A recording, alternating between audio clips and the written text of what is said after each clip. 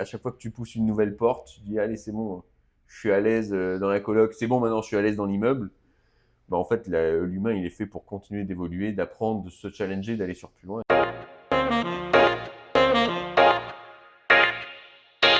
Si, moi, je sais comment lancer le podcast aujourd'hui.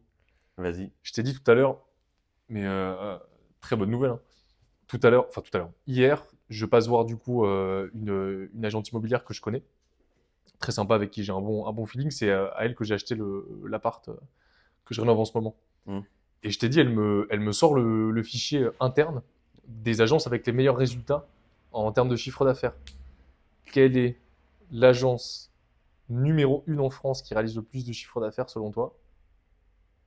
Celle du quartier dans lequel j'ai acheté. Ah ouais? Je suis refait. C'est la numéro 1 et de très très loin. C'est-à-dire qu'elle est 50%, elle fait 50% de chiffre d'affaires en plus que la numéro 2. Donc Ah ouais, c'est beaucoup. j'ai acheté dans le quartier le plus dynamique de France. À en croire ce fichier-là. Ouais, c'est un fichier interne, donc tu vois, je pense que c'est un fichier qui est quand même réel, quoi. Et c'est plutôt une bonne nouvelle. Ouais. Parce que je me dis, bah, la revente, si c'est aussi dynamique, etc., c'est que c'est un peu plus fluide. Les prix vont être un peu plus tirés vers le haut. Puis après, j'ai vachement discuté avec elle aussi sur le marché au global. Bah, elle m'a dit, en fait, moi, j'avais l'impression que ça se relance, parce que vu qu'on est la meilleure agence de France, en fait, nous, ça n'a pas arrêté de tourner, tu vois. Donc, elle me dit, moi, c'est un peu biaisé, mon avis, mais elle me dit, oui, après, le reste, ça a l'air de repartir, quoi. C'est bien cool ça. Et après, tout le reste, c'est que des agences Bordeaux, Bordeaux, Bordeaux, Bordeaux, Bordeaux, Bordeaux, Toulouse, une agence, beaucoup Bretagne. Ah ouais? Et ouais, le côté ouest de la France attire beaucoup. Voilà, c'est Plus qu'à l'est. beaucoup plus qu'à l'est apparemment. Très Bretagne, Bordeaux, hyper dynamique, et un peu toute la côte ouest, quoi. Mais il y avait un truc comme ça à un moment donné, la Bretagne, c'est le futur sud-ouest de la France. Hmm. T'avais entendu ça à un moment donné, là, il y a quelques années, ils en Ouais. parlaient beaucoup. Et là, d'un coup, je sais pas pourquoi. Non, mais parce que je crois que c'était pas C'est avec le réchauffement climatique, du coup il va faire un meilleur temps là-bas, c'était pas ça le discours? ouais, mais j'ai l'impression que c'est comme on en parle moins, on l'entend moins. Ouais, mais ça, tu vois, c'est marrant, une réflexion que j'avais. C'est très cyclique, les news. Dans le sens où t'as pas l'impression qu'il y a des topics qui pop comme ça C'est politique, je dirais pendant surtout. 3 mois. Mais par exemple, tu vois, je prends Israël-Palestine. A priori, aujourd'hui, c'est pas arrêté. Mais j'ai l'impression qu'on a entendu. Ça a été diffusé 3 mois et puis là, c'est passé à autre chose, quoi. Oui, mais c'est quand Trump il était sorti de l'accord G20, c'est ça? Ah, je sais pas, me pose pas de questions sur la On est politique. très très calés en Ah politique tous ouais, les ouais, deux. ça c'est vraiment. Non, non, mais c'est quand il était sorti des accords sur le climat.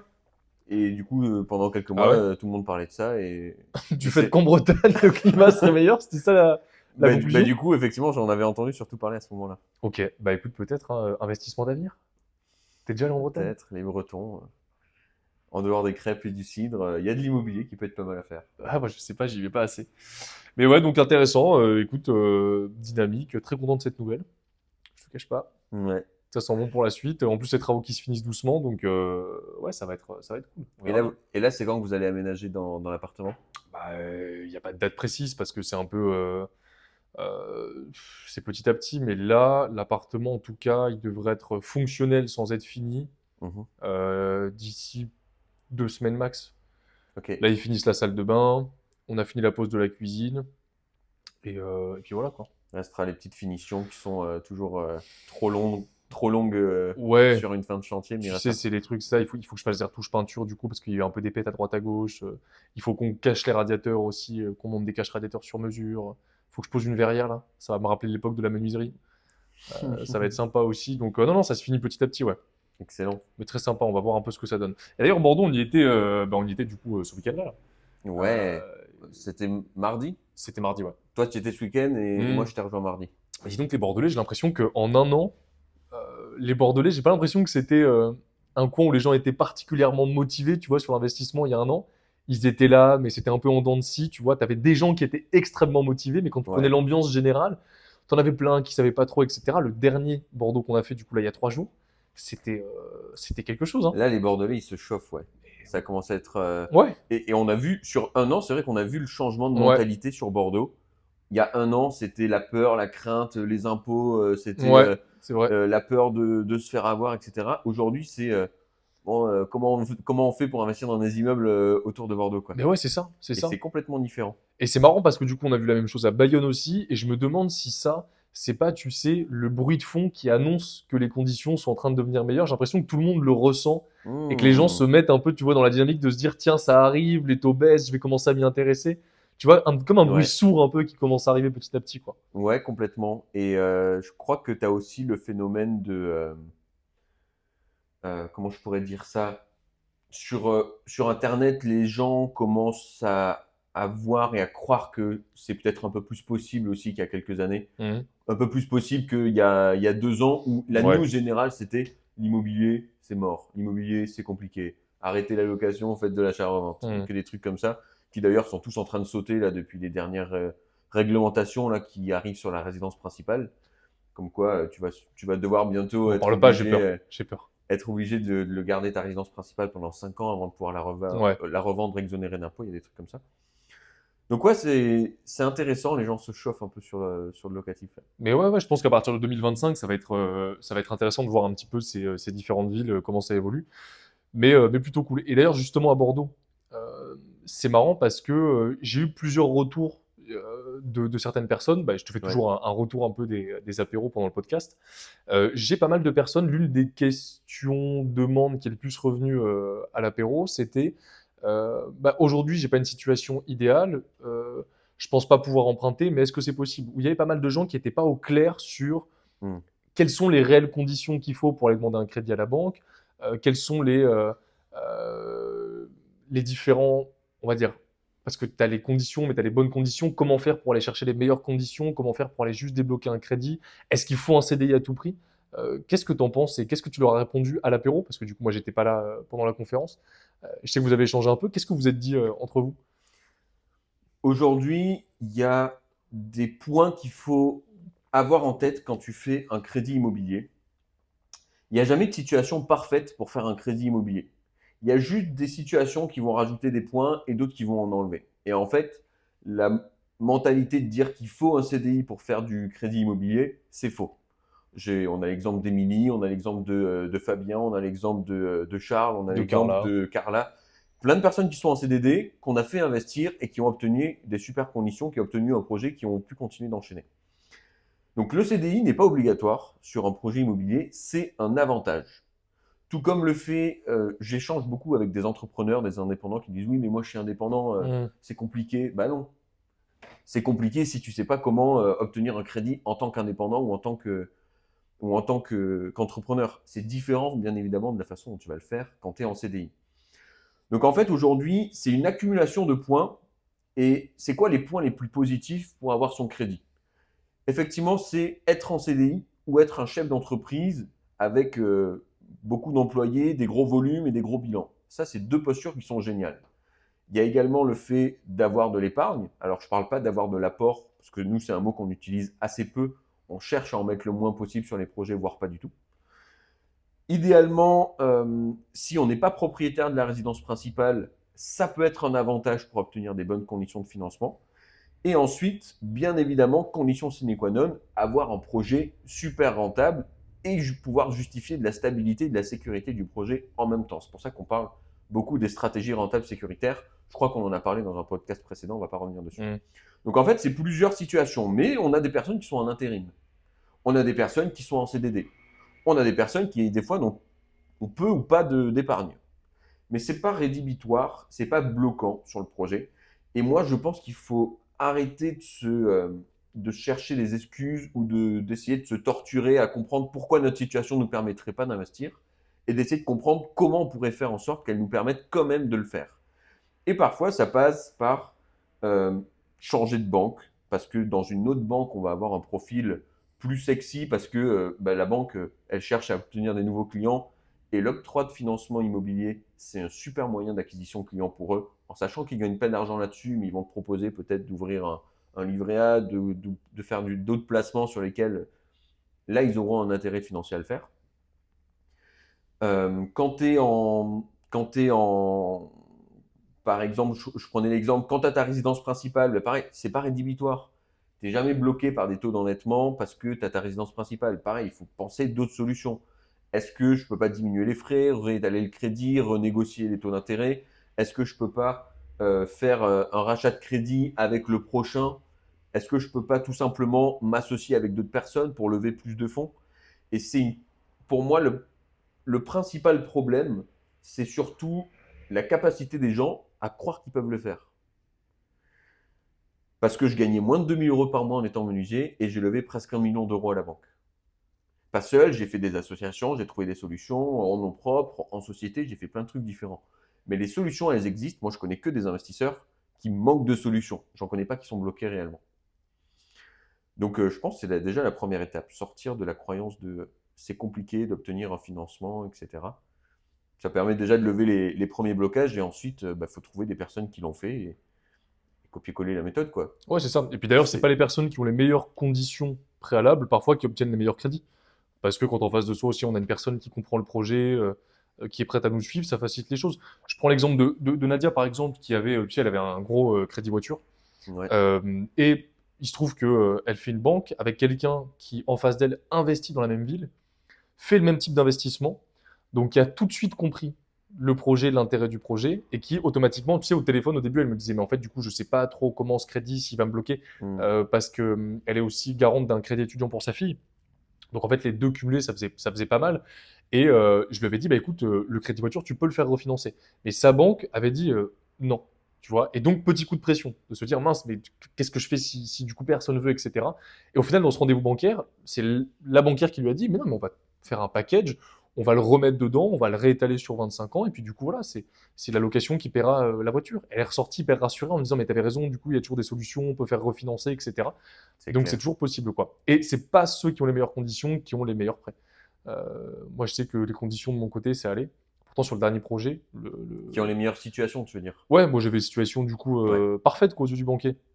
Épargne, salaire, revenu locatif, tu vois, investissement, tout. Pourtant, putain, les conditions, elles étaient pas folles, quoi. Il a fallu que je bataille avec d'autres banques, etc. Donc c'est intéressant d'avoir ce gap. Et d'ailleurs, toi, euh, parce qu'on parle souvent du départ, mais entre le premier, deuxième, troisième projet, comment toi, tu as vu tu sais, les conditions qui t'ont été proposées, elles ont évolué dans quel sens et comment? Est-ce qu'au fur et à mesure, on t'a proposé mieux? Est-ce que tu as continué de batailler à chaque fois? Tu vois, ça s'est passé comment un peu? Le premier financement, pour moi, il a été très compliqué Ouais. parce que j'étais pas du tout. euh, Le premier financement, il a été très compliqué parce que j'étais pas du tout éduqué au monde de la Hmm. banque. Je savais pas jouer au jeu de la banque.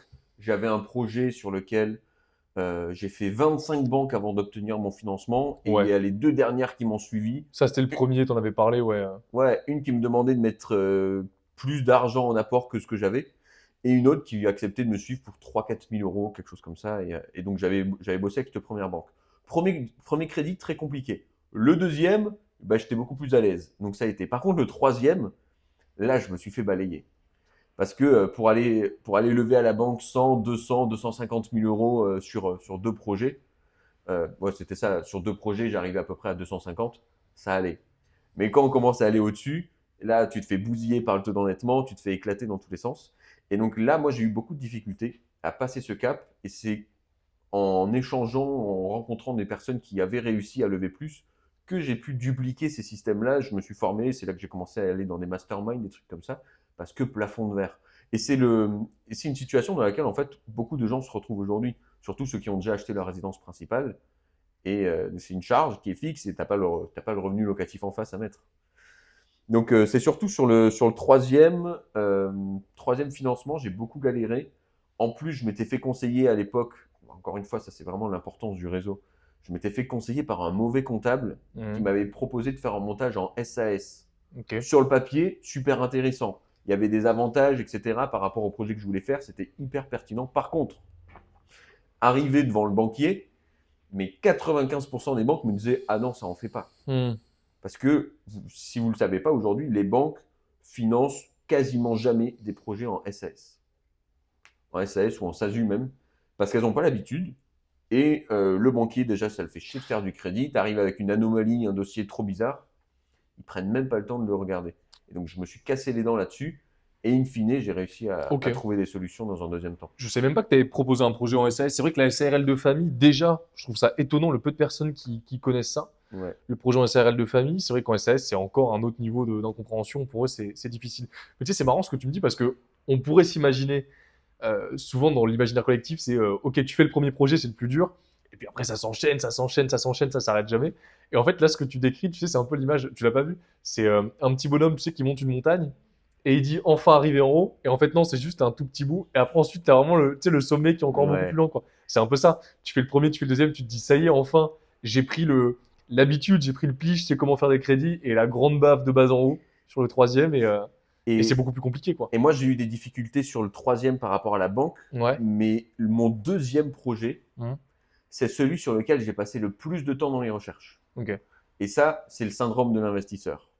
Le syndrome de l'investisseur, c'est la personne qui, c'est bon, elle a fait un premier projet, elle a l'impression d'en connaître énormément, et c'était mon cas, prise de confiance, c'est bon, je suis Oui, un oui, oui. investisseur en immobilier.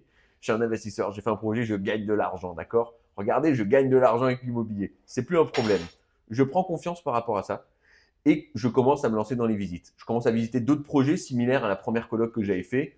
Ok, j'arrive à trouver des trucs, je me dis, mais j'ai envie de faire plus. Donc je commence à visiter des maisons que je peux diviser, je commence à visiter des petits immeubles, des trucs comme ça. Puis il faut que je visite d'autres immeubles pour comparer. Puis je commence à me positionner aussi dans un autre secteur parce que j'ai entendu que ça se faisait. Au début, ça me faisait un peu peur d'y aller.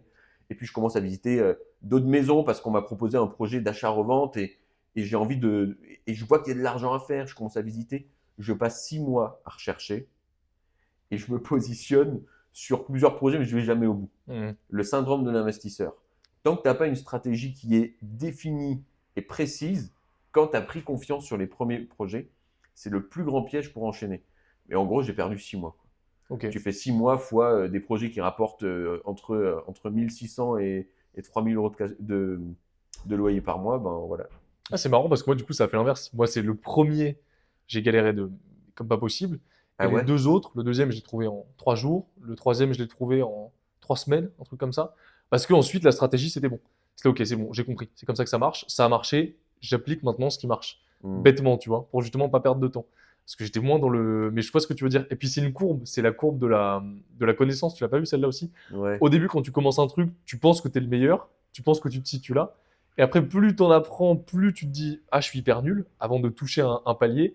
Et puis après, ensuite, tu recommences à monter et c'est là que tu développes un peu de l'expertise, quoi. J'ai fait des statistiques. Tu sais, quand je fais les apéros IMO, souvent, Ouais, je leur demande de se mettre une note à la fin. ouais, ouais. Une note sur 10, niveau connaissance, compétence, à quel point j'ai mon réseau, à quel point je sais comment obtenir un financement aux meilleures conditions et trouver les meilleures affaires autour de chez moi. J'ai remarqué que ceux qui mettent les meilleures notes sont dans 80% des cas ceux qui n'ont jamais investi. C'est exactement ce que je voulais te dire. Ceux qui ont déjà acheté un premier appartement étudiant, Hmm, leur résidence principale ou qui ont déjà fait ouais, un projet locatif, la plupart du temps, ils se mettent une note moins bon que ceux qui n'ont pas encore investi. c'est marrant ça, hein. Ouais. Parce que ceux qui n'ont pas investi, je pense qu'ils doivent se dire non, mais j'ai vu des vidéos sur YouTube. Moi, je sais que le calcul de cash flow, je sais le faire. C'est 100% OK. Et donc, ouais, du coup, c'est vrai que c'est un peu compliqué. Et justement, il y en avait une qui avait fait ça à. Comment ça s'appelle? À. à Léa. Bonjour. Elle a entendu? Bonjour. Ouais, Ouais. c'est ça. Et comment ça s'appelle? Et du coup, ouais, c'est ça. Il y avait une dame qui me dit je lui demande sa note à la fin enfin, pendant l'apéro. Et elle me dit oui, je suis à 7. Je dis ah, c'est super et tout. Du coup, vous avez déjà investi? Ah non, pas du tout. Et c'est exactement ça que je voulais te dire. Du coup, c'est le retour qu'elle m'avait fait.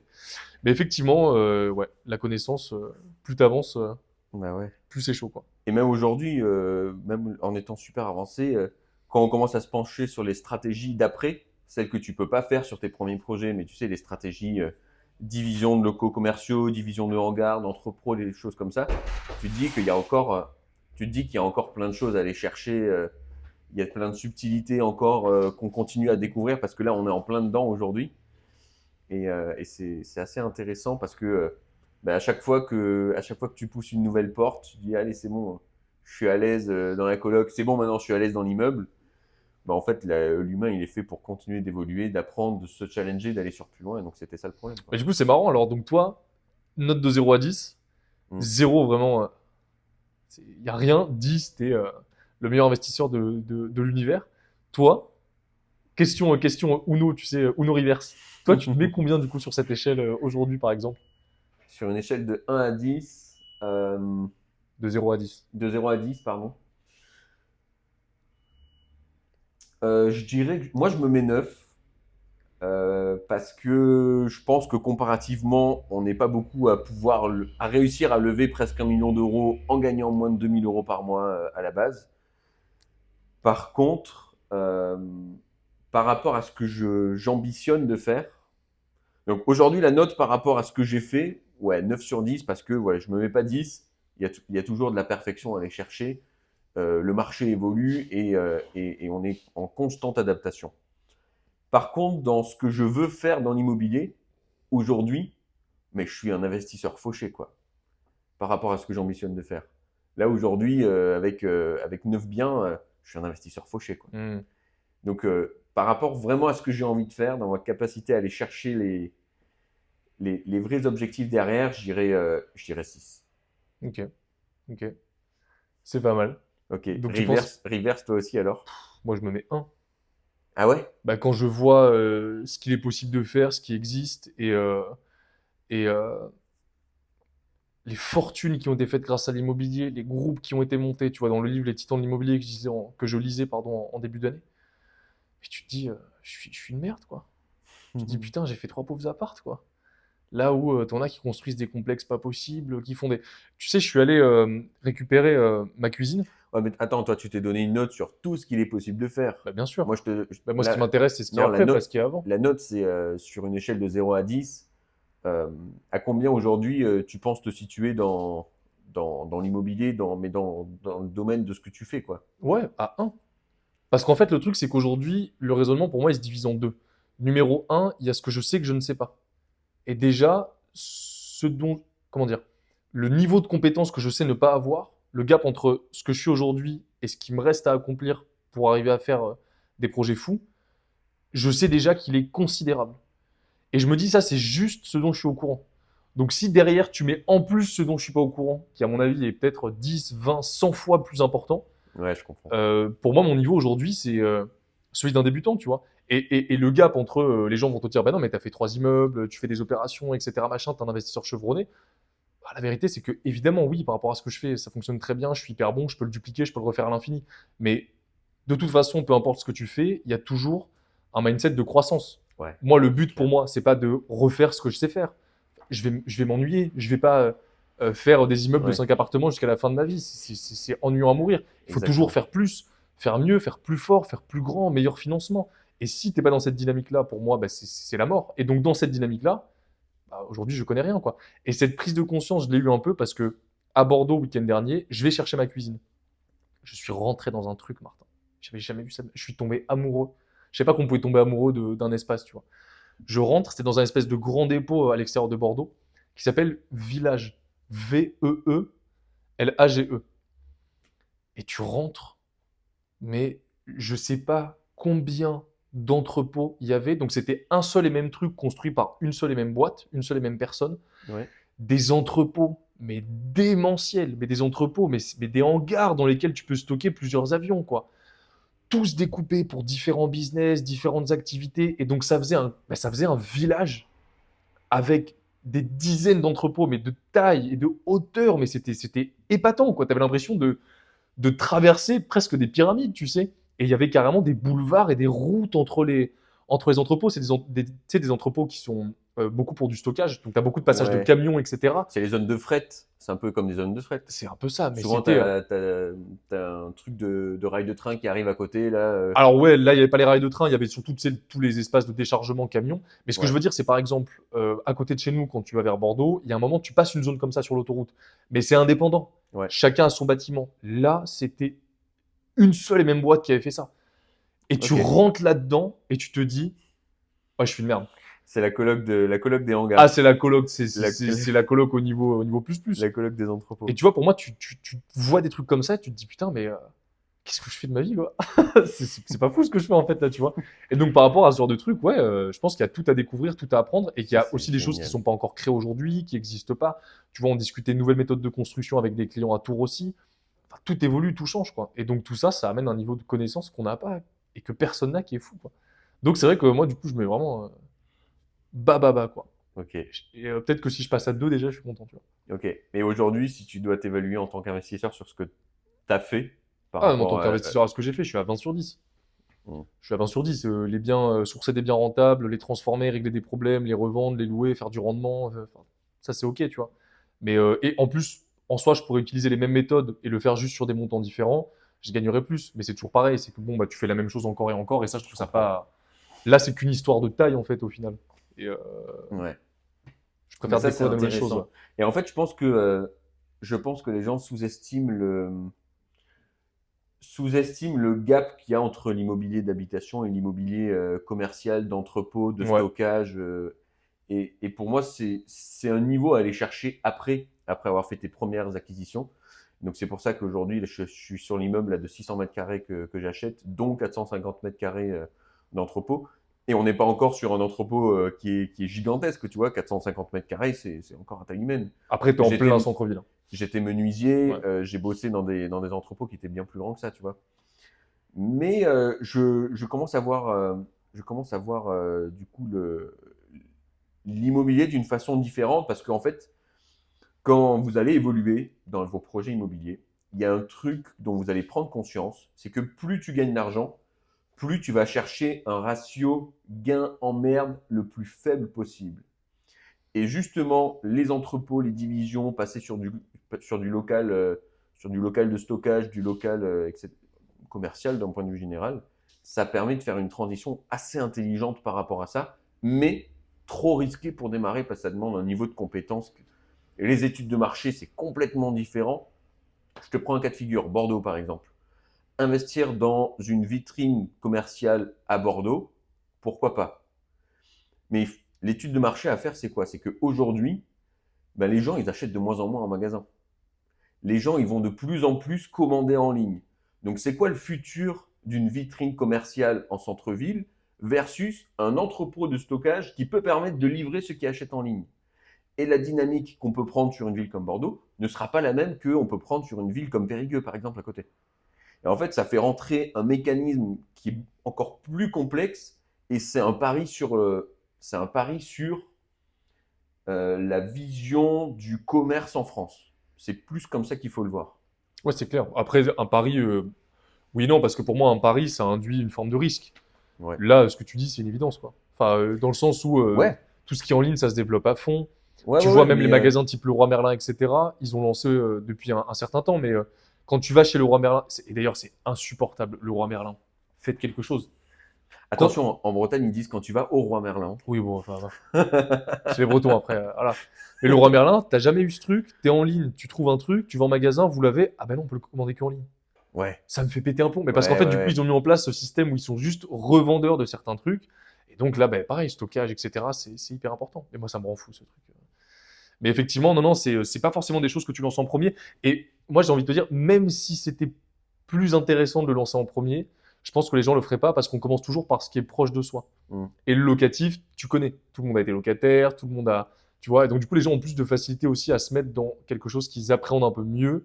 Et effectivement, dans ce sens, ouais, le commercial, c'est bien dans un deuxième temps, et je suis d'accord avec toi. Ok. Lancer commercial, je pense que les gens ont besoin de se faire aussi à l'idée de faire des loyers, parce qu'il y a aussi tout un truc de faire des loyers, toucher des loyers, faut s'y faire, hein. On en parlait la dernière fois. Ouais. Faut s'y Ce que faire, hein. ça, ce que ça te débloque dans ta tête quand tu as les premiers cash flows qui tombent, là, c'est. Oh. Ah ouais, en fait, ça fonctionne. Et tu sais, on en parlait avec Cyril et Clémence. Ouais, Cyril et c'est vrai. Clémence, c'était quand? C'était mardi la semaine Il y a dernière, 2 semaines, ouais. quand on était à Tours. Ouais. On est en immersion sur le projet de Cyril et Clémence. Ils ont trouvé une super colocation à 20 minutes du centre-ville, ouais, dans un secteur Ils sont juste à côté, ouais. entre 20 et 30 minutes autour de Tours Centre. Et en fait, c'est hyper intéressant parce que ils hésitaient entre acheter la résidence principale ou faire un projet locatif. Ils nous ont rencontrés à l'apéro IMO. Ils se sont dit, allez, vas-y, on se lance dans une coloc. Et donc, on fait l'immersion sur leur projet, on se déplace. Et à la fin, on va se poser dans un café, on repose les chiffres, on pose tout. 818 € de cash flow tous les mois. Donc, Cyril, il était comme un fou. Ils vont faire 1200 € de cash flow par mois pendant le différé. Incroyable. En fait, j'ai même plus besoin de me verser un salaire depuis ma boîte parce que Cyril, lui, il est champignoniste. Champignoniste, donc ceux qui plantent des champignons dans une cave, qui les récoltent. Alors, ils les plantent pas, ils les cultivent. Il les cultive. Ouais, tu vois, Tu peux pas trop les planter, mais. Non, non, bah, tu vois, j'ai pas le jargon, mais hyper intéressant parce que une fois que c'est bon, financement accordé, qu'on s'approche du but, et ben en fait, Clémence, elle est en train de switcher. Ouais. Est-ce qu'on ferait pas un autre Oui, oui. On n'en ferait pas une autre. Alors C'est qu'à la ça. base, elle voulait continuer par la résidence principale en suivant. Ouais, c'est ça. Et c'est pour ça qu'ils avaient démarré sur une coloc et pas sur un immeuble pour garder un peu de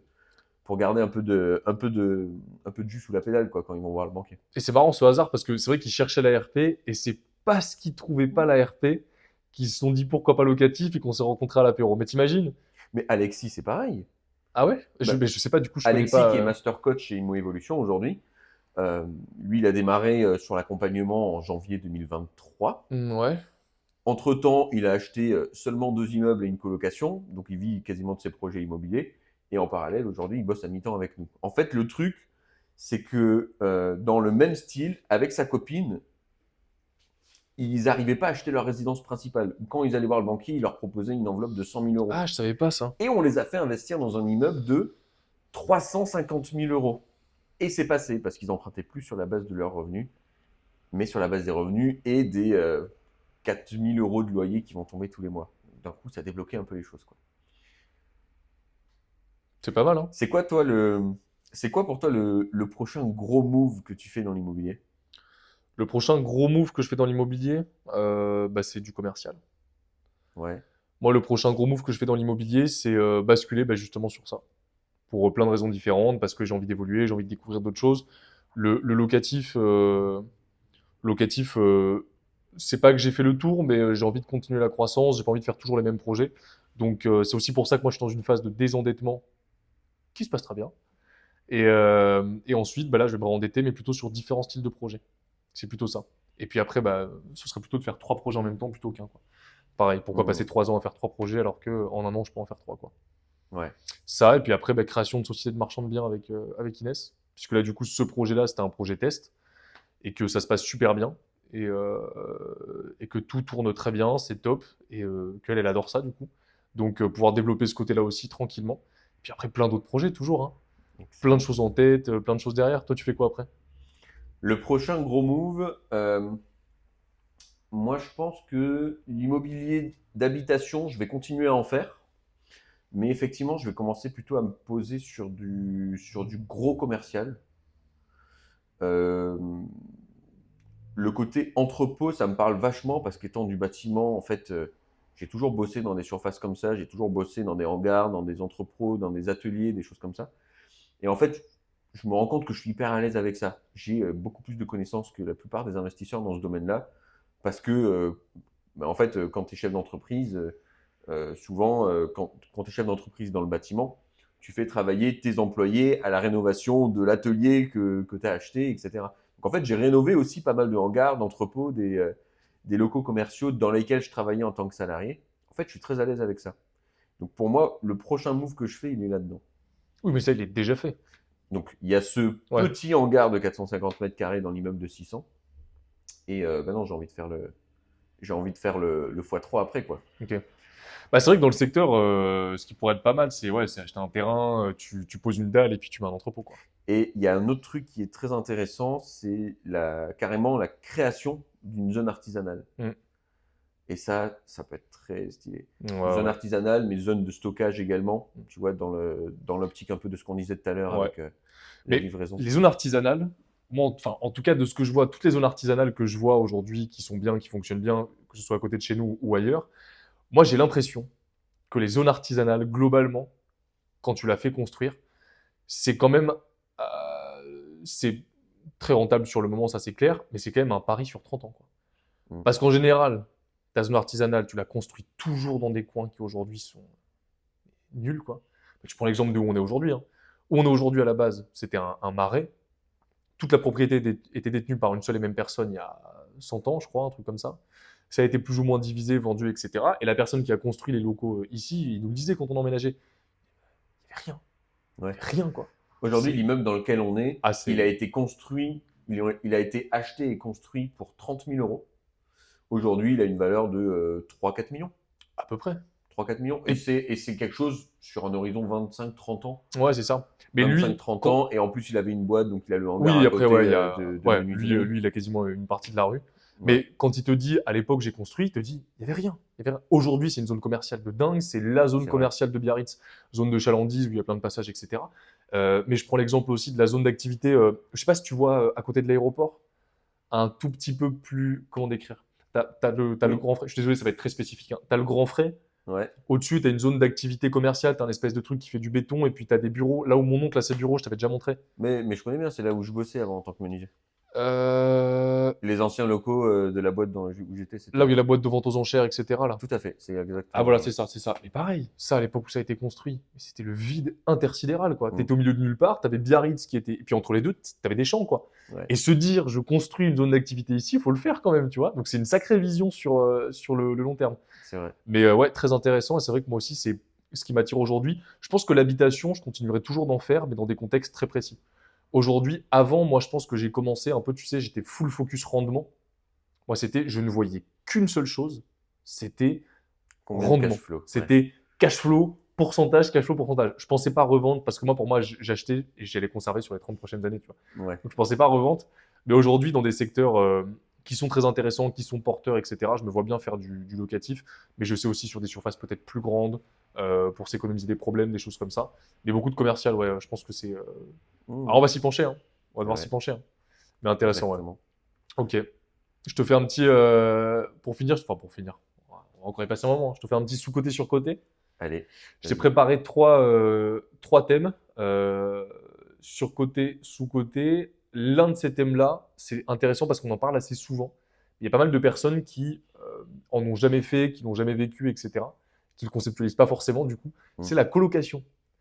Toi Ouais. qui en as beaucoup fait par le passé, et entre-temps le marché a pas mal évolué, est-ce que pour toi, surcoté ou sous-coté la colocation actuellement? Pour la colocation, ce qu'il faut comprendre, c'est que les gens, de plus en plus, ne recherchent pas simplement un loyer pas cher. Ils vont rechercher en plus de ça le côté social de la colocation. Et pour moi, c'est pour ça que c'est en vogue en ce moment et que ça va continuer de se développer. Il faut pas être un génie en tapant 3 chiffres sur Internet. Tu vois que les gens se sentent de plus en plus seuls, de plus en plus isolés. Les réseaux sociaux y sont pour beaucoup. Le changement de société y est pour beaucoup. Aujourd'hui, tu prends Paul qui débarque dans une ville de taille moyenne. Paul, il a chopé son premier CDI. Paul, il connaît pas trop de monde dans la ville. Euh, le temps qu'il s'inscrive dans les clubs de sport, ça va prendre un peu de temps. Les jeunes, ils sortent plus trop dans les bars aujourd'hui pour rencontrer du monde et se faire des potes. C'était peut-être le cas il y a 15-20 ans, aujourd'hui un peu moins. Et globalement, en plus d'un logement qu'il cherche, ben, il aimerait bien ne pas avoir un petit studio ou un petit appartement un peu pourri pour 4 ou 500 balles, quoi. En fait, la colocation, ça répond à deux choses. Ça répond numéro un à un loyer accessible. Pour 400-500 euros, tu peux avoir une chambre individuelle et tu partages des espaces communs d'un grand appartement, un grand salon, une grande cuisine, une belle salle de bain, que tu pourrais pas avoir si tu l'avais dans ton T2, parce que ça te ferait péter un loyer à 700, 800 euros, tu vois. Donc ça, c'est intéressant. Et numéro 2, dans la coloc, tu vas retrouver quoi? Tu vas retrouver ton premier cercle social. C'est ça la clé. Tu as ton premier cercle social et donc euh, les gens ne cherchent plus que le logement pas cher, ils cherchent également le côté social dans le bien. Et donc en fait, c'est une réponse à deux problèmes qui fait que ça se valorise derrière et que ça se retrouve dans le rendement. Donc pour moi, la coloc, c'est sous-coté. On le voit comme un moyen de location. Les gens l'identifient beaucoup à la location étudiante, le turnover, la fête, les problèmes. La vérité, c'est qu'aujourd'hui, à qui s'adresse véritablement la colocation? C'est 50% étudiants, 50% jeunes actifs. Moi, aujourd'hui, c'est même 60% jeunes actifs dans mes colocs. Parce que les gens se disent, on va faire des colocs étudiants. Bah ouais, tu vas attirer des étudiants. C'est pas les meilleurs payeurs, c'est pas ceux qui ont le plus de moyens, et c'est pas ceux qui feront forcément le plus attention à ton appartement. Quoique, tu as quand même les parents en caution. Par contre, mixer étudiants et jeunes actifs, pour moi, c'est un combo qui est incroyable. Ouais, c'est clair. Bah, dans ma colocation, la première que j'ai faite, on était quatre Mm. jeunes actifs. Et puis dans les quatre, il y en a un avec qui je me suis fait super pote. On sortait tous les week-ends. C'était ça, cercle social, quoi. Et deuxième, on était trois jeunes actifs et deux étudiants, mais deux étudiants master, quoi. Donc fin de Ok, cycle, on avait tous plus ou moins le même âge. Et très sympa aussi, on faisait des dîners ensemble, des sorties. Et puis ouais, chacun ramenait ses potes. Et du coup, tu rencontrais un peu les potes de tout le monde. Et au final, ça a fini à un grand groupe. On était quand même On était quand même une trentaine, mais c'est vrai que c'est très sympa, quoi. Ça répond à un besoin. Il n'y a pas que des étudiants, ouais. Mais moi-même, j'étais en coloc pendant pas mal de temps. Ah, t'as fait la colocation? Ah, mais oui, c'est vrai que t'as Ouais, fait de la colocation, ouais. je fais de la coloc. Ça, c'est d'ailleurs, on en parlait tout à l'heure au début, dans les trucs intéressants à mettre en place avant d'investir. Et putain, mais si t'es célibataire ou même si t'es en couple mais que tu vis pas avec ton ou ta compagne, mais fous-toi en coloc, quoi. Fous-toi en coloc, tu passes ton loyer de 600-700 balles par mois à 350 ou 400. Derrière, ta capacité d'emprunt, c'est beaucoup plus important. Ta capacité d'épargne, elle est beaucoup plus importante. Et ce que les gens vont sous-estimer, c'est que le fait de coffrer beaucoup sur les premières années d'investissement et d'arriver à investir en mettant peu ou pas d'apport, c'est ça qui te permet, quand tu atteins des plafonds d'endettement un peu élevés, de continuer d'emprunter. C'est clair. Bah là, c'est une vision sur 3, 4, 5 ans, mais ça débloque pas mal de situations, ouais. La coloc, c'est incroyable pour ça. Ouais. Ou alors, meilleure solution, tu vis dans ta voiture. 0 loyer, tu vois. Et là, tu coffres encore plus. Tu peux être extrême comme ça aussi, hein. T'achètes un abri de jardin. C'est ok, c'est ok. Mais tu sais qu'on j'avais rencontré quelqu'un comme ça, un apéro, qui m'avait dit, moi j'ai failli, il était boulanger, il avait failli lancer sa boulangerie, et il m'avait dit, ouais, le business plan, c'était que je dorme dans la boulangerie. T'en as qui ont quand même vraiment faim, quoi. N'importe quoi. Moi, je pense que je l'aurais fait jeune, ça. Ouais, Sans problème. moi aussi, j'aurais pu le faire. Ouais. On va peut-être pas le faire maintenant, là. Non. Ça va aller. Ok. Sous-côté, sur-côté. Attention, j'ai été hyper original dans mon sujet. Donald Trump. Les élections, du coup, je sais pas si t'as suivi. Alors, je suis absolument pas la politique, mais bien sûr, dans l'investissement, j'ai dû suivre du coup un peu l'élection de Donald Trump. Bah, c'était couru d'avance hein, qu'il allait être élu Ah bon? pour moi.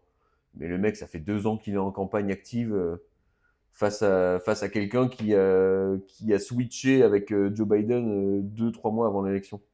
Ah ouais? Bah ouais, 2, 3 mois avant, c'est pas un peu plus, non? peut-être un peu plus, tu vois, mais Trump, il est en campagne depuis 2 ans. Hein. Ok.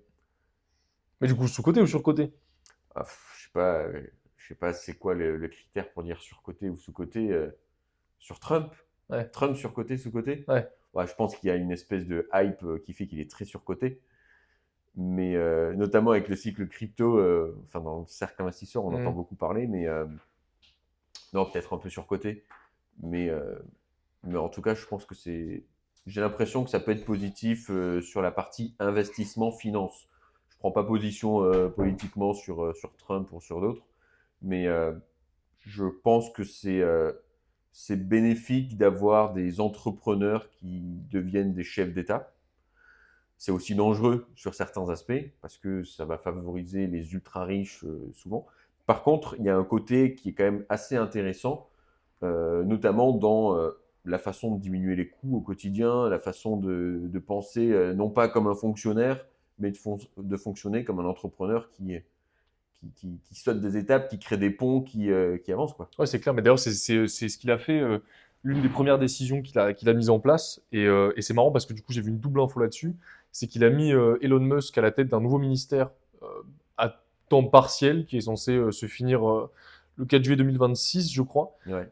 Où Elon Musk, il a la tâche de couper les coûts et de supprimer la bureaucratie excessive des États-Unis. Ouais. Et donc, il a 2 ans et il a fait des déclarations. Alors, je sais pas, moi, politique et tout, vraiment, je comprends rien. Ah, moi j'ai Mais, du mal. Hein. mais en gros, de ce que j'ai compris, il y a 450 organisations étatiques, genre type, je sais pas quoi, FBI, etc., machin, qui existent. Tellement que la moitié, tu les connais pas, même plus que ça. Et Musk, il a dit, bon, ben, on va passer de 450 à 99. Tu vois. Il est arrivé avec des déclarations comme ça. Donc, en gros, je vais virer 80% d'entre vous. T'étais pas tombé sur les vidéos là sur YouTube de Trump qui virait? T'as pas vu ça? Quand il dit, t'es viré, you're fired. Alors ça c'était The ah non, Apprentice, là. pardon, j'avais dit Trump, je voulais dire Elon Musk. Ah, quand il a juste envoyé un mail, si vous recevez ce mail, c'est que vous êtes viré, cassez-vous. Alors non, mieux que ça. On vous mettra un extrait sur la vidéo. T'as des vidéos où il fait un zoom avec une vingtaine de ses collaborateurs. Ouais. Elisabeth, bonjour, you're fired. Hein, comment ça? Tunk. Il le sort de la visio. Ah, c'est pas vrai. C'est tellement bien. Mais ce serait tellement bien que ce soit. Et il fait comme ça et il vire tout le monde sur la visio. C'est incroyable. C'est hyper drôle, mais ça, c'est du marketing, parce que c'est sûrement pas lui qui s'en occupe pour tout le monde, quoi. Ouais, j'imagine. Mais ouais, mais comme il a fait avec Twitter, où il est arrivé, il a dit, mais en fait, la moitié du personnel ne sert à rien, quoi. Donc, on vire tout le monde et ça tourne encore bien aujourd'hui. Mais donc, il a fait ça, et j'ai vu que je crois que c'est dans un pays émirati, un truc comme ça, qu'ils ont mis ça en place depuis déjà un moment. Et il paraît que c'est incroyable, quoi. Tu fais Ouais. des économies de dingue parce que énormément d'argent gâché. Je crois qu'il prévoit de récupérer 2 milliards par an quasiment avec ce programme. Donc, ouais, intéressant de voir comment ça va se passer. Mais là-bas, il y a Ça des vaut le facilités coup, hein. aussi, quoi. C'est qui l'entrepreneur qu'il faudrait mettre en France pour faire le ménage dans Xavier Niel. dans les dépenses publiques? Xavier Niel. Un mec qui a fait de la prison. Bah ouais, mais lui, mais en fait, lui, il en a trop rien à foutre. Lui, il arriverait, mais il ferait pareil, il ferait toi, t'es nul, casse-toi. Il ferait un truc comme ça, tu vois. Lui, il est pas timoré, tu vois, un Bernard Arnault, il serait trop doux. Tu vois. Ouais, et puis trop mauvaise opinion des Français. Toi, tu mettrais qui, toi? Euh, c'est compliqué hein, comme question. En D'ailleurs, fait, j'ai pas la réponse. il a fait de la prison pour fraude fiscale, je crois, c'est ça. Ouais, enfin, on en revient au même problème, mais je sais pas. Mais Ouais, peut-être Xavier Niel, peut-être ça moi, je pourrait être mettrais une bien un Niel. solution. Mais tu vois, le livre qu'il a sorti, là, que j'ai acheté à la gare, c'est trop drôle parce que lui, il monte une boîte pour détrôner Orange, etc. Et la première de couverture, c'est ce que tu me disais, c'est le logo Orange avec la même typo qui dit un truc du genre, ouais, j'en ai rien à foutre.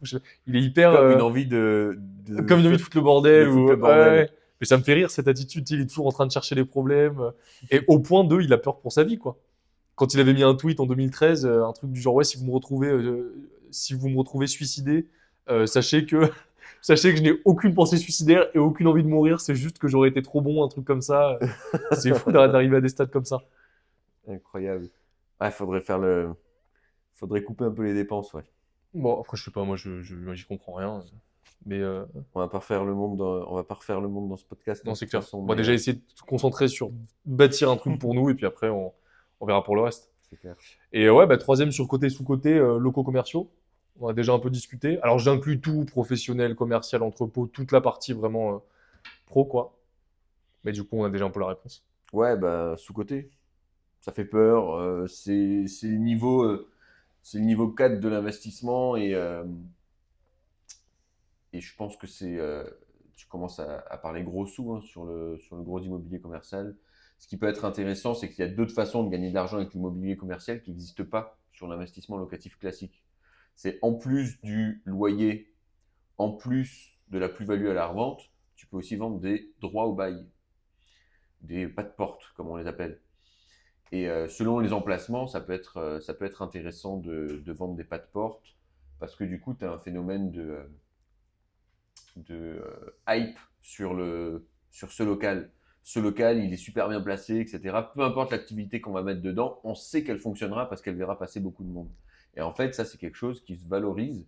Et tu as des entreprises, tu vois, on regardait avec Lita les entrepôts et les locaux commerciaux à Biarritz pour regarder un peu, voir un petit peu le marché. Et en fait, t'as pas un pas de porte dans le centre-ville de Biarritz à moins de 100 000 euros. Ouais. Donc, tu as des entreprises qui commencent par s'endetter auprès de la banque de 100 000 euros ou plus. Hein. Il y en a à plus d'1 million d'euros, hein, des pas de porte. Ils commencent à s'endetter auprès de la banque pour payer le droit d'être celui qui louera ce bien-là. Et encore en plus, il doit payer la caution et encore en plus, il doit payer le loyer. Juste parce que l'emplacement est tellement incroyable que peu importe le business qui monte, ça fonctionnera. Mais ça me tue parce que c'est Et quasi. quand le locataire part, s'il arrive, lui, pas à revendre, si lui n'arrive pas à revendre le droit de porte, Ouais. c'est le propriétaire qui le récupère et revend le pas de porte Mais à quelqu'un d'autre. c'est quasiment malsain. Tu choisis des entreprises, tu sais que ça va pas fonctionner, tu les mets en place comme ça, là, t'attends un an vite fait, là, ça Ah c'est bah, cool. il y a des emplacements où si tu Ouais. fais ça, tu vas gagner plus avec Avec le pas de porte qu'avec les le pas de loyers, ouais. porte qu'avec le loyer. Ouais. Non, non, mais je pense que c'est vraiment, ouais, la next step, tout simplement. Ouais. Donc sous-côté alors. Ouais. Ok. T'aurais dit quoi, toi? Bah sous-côté. Pareil. Pareil, Je crois facile. qu'on a la même vision sur la suite. Oui, oui, oui, c'est sûr. Alors moi, en fait, ce qui me frustre en ce moment, mais c'est parce que du coup, je suis quand même concentré sur plein d'autres projets en même temps, donc je peux pas non plus, je peux pas tout faire à la fois. Mais là, moi, il faut que je me forme et que je développe des compétences, des connaissances, parce que la théorie, je l'ai pas trop. sur cet aspect-là, tu vois. Mmh. Je l'ai autour de moi parce que j'ai des gens qui ont investi, qui ont fait des choses intéressantes, mais je pense que c'est aussi bien de passer par un truc De formation, focalisation. prendre les informations auprès de quelqu'un qui s'y connaît vraiment, Ouais. développer la théorie, puis ensuite après, l'avantage c'est que bah, nous on sait mettre en pratique les choses. De toute façon, il y a que la pratique qui rapporte, quoi. Mais là, il faut que je passe par une phase de théorie rapide, après pratique. Mais moi, dès janvier, ça part, quoi. Janvier, c'est le prochain projet. Bah, janvier, je mets en vente l'appart à Bordeaux. En même temps, je commence la suite, quoi. Va falloir que ça s'enchaîne bien, quoi. Bon, ça marche, c'était cool. Eh ben, écoutez, en tout cas, Incroyable. si vous avez aimé ce podcast, on se retrouve semaine prochaine. Ouais. Comme d'habitude, n'hésitez pas à liker le podcast, à le commenter, peut-être avec des questions si vous en avez pour le prochain que je poserai à Martin, que je lui poserai sur le fait accompli sans préparation. D'ici à la semaine prochaine, si vous souhaitez participer peut-être à un apéro immobilier en physique, n'hésitez pas à vous rendre sur le site Imo Evolution dans la catégorie apéro. Vous trouverez de quoi vous inscrire et Alexis ou moi on se chargera de vous rappeler et voir s'il il est possible pour vous d'accéder à un événement. On rappelle que le nombre de places est très limité à chaque fois. On est souvent une quarantaine, donc il n'y aura pas de place pour tout le monde malheureusement. Mais c'est pour ça qu'on a créé ce podcast, pour rester en contact avec toutes celles et ceux qui ne peuvent pas venir ou qui n'ont pas eu la possibilité parfois de se déplacer. Ça arrive, il y a des vacances, il y a des choses comme ça. Donc n'hésitez pas à vous inscrire. On se retrouve la semaine prochaine et je vous dis à bientôt. Salut.